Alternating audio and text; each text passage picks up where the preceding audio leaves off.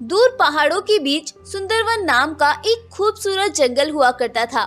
उस जंगल में काफी सारे जानवर खुशी खुशी अपना जीवन गुजार रहे थे। उसी जंगल में मीनू नाम की एक शेरनी अपने बेटे भोला के साथ रहती थी। शेरनी का बेटा भोला बहुत ही जिद्दी और कम अकल था। उसे आज तक भी अच्छे बुरे की समझ नहीं थी। बस उसके जो भी मन में आता था वो कर जाता था। उसे उसके काम से होने वाले नुकसान की कोई परवाह नहीं थी। रीना शेरनी बेचारी अपने बेटे की इन हरकतों से बहुत परेशान थी। वो तो भोला को रात दिन समझाती थी, लेकिन उसे जैसी अपनी माँ की कोई भी बात समझ ही नहीं आया करती थी। उसी जंगल में रंगीन शेरों का एक झुंड रहा करता था। वो रंगीन शेर सभी के सभी बहुत ही कपटी और लालची किस्म के थे और वो हमेशा ही रीना शेरनी के बेटे को अपनी गुफा पर बुलाकर उससे शिकार मंगवाते और जंगल के जानवरों को परेशान करवाया करते थे। लेकिन रीना शेरनी इन सब बातों से अनजान थी। उसे नहीं पता था कि उसके बेटे की मासूमियत का वो रंगीन शेर कैसे फायदा उठाते हैं। इसी तरह से दिन बीतते हैं, लेकिन वो कहते हैं ना, कोई भी बात अपनों से कितने दिन छिपी रह सकती है।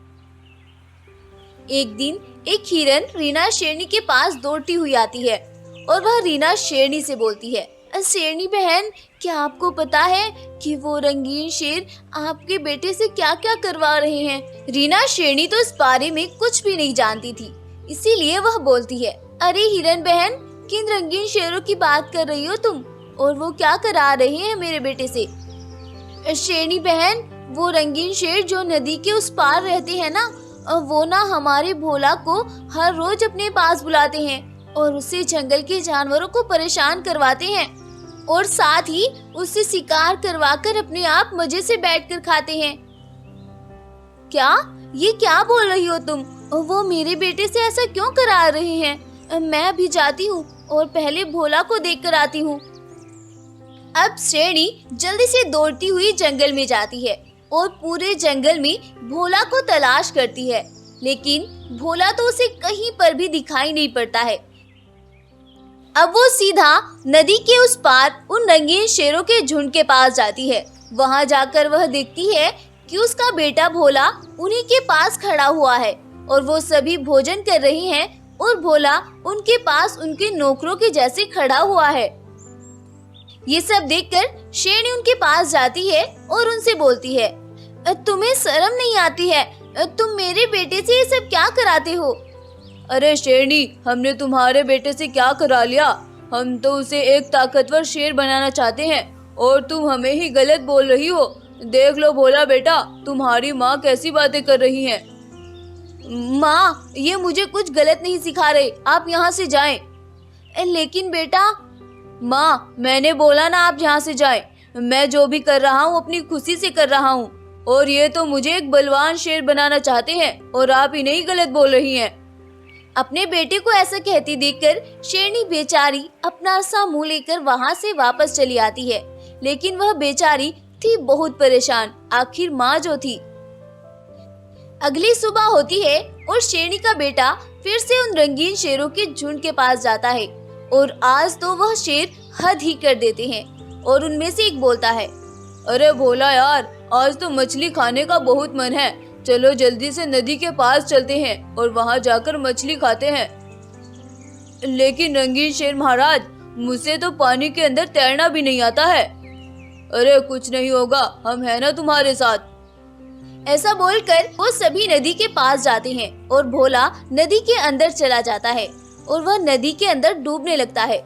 लेकिन तभी रीना शेरनी भी वहां पर आ जाती है। अपने बेटे को नदी के अंदर डूबता देखकर शेरनी चिल्लाने लगती है, अरे मेरे बेटे को कोई बचाओ, बचाओ, वो डूब रहा है। रंगीन शेर भोला को नदी के अंदर डूबता देखकर वहां से भागने लगते हैं, लेकिन तभी नदी के अंदर से एक तेज रोशनी आती है जो उन सभी रंगीन शेरों को पत्थर का बना देती है और भोला को एक जादुई ताज के ऊपर खड़ा करके नदी से बाहर निकालती है।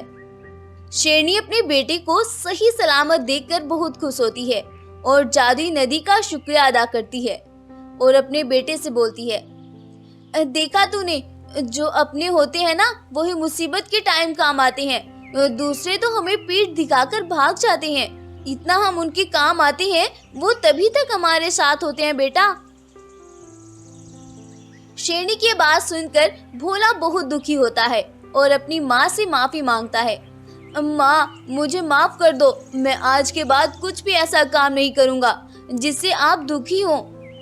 अपने बेटे की बात सुनकर शेरनी बहुत खुश होती है और अपने बेटे से प्यार करती है और इसके बाद से वो दोनों फिर से अपने जंगल में खुशी खुशी रहने लगते हैं। शिक्षा, इस कहानी से हमें सीख मिलती है कि अपने ही हमेशा मुसीबत के टाइम काम आते हैं। दूसरे लोग तो हमें हमेशा गलत राह ही दिखाते हैं और मुसीबत आने पर हमें पीठ दिखाकर भाग जाते हैं। तो दोस्तों, कैसी लगी आपको हमारी आज की स्टोरी? अगर आपको ये कहानी पसंद आई है तो नीचे दिए थंब पर क्लिक करें और चैनल को सब्सक्राइब करना बिल्कुल ना भूलें। Thank you.